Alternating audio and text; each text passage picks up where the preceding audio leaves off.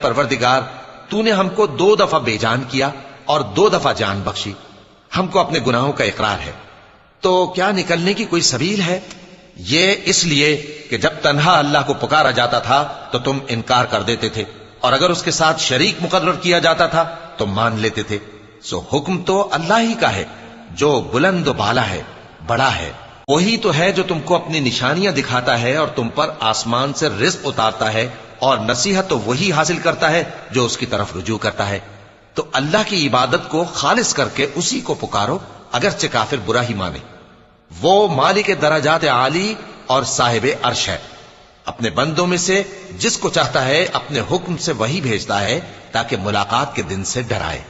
جس روز وہ نکل پڑیں گے ان کی کوئی چیز اللہ سے مخفی نہ رہے گی۔ سوال ہوگا آج کس کی حکومت ہے؟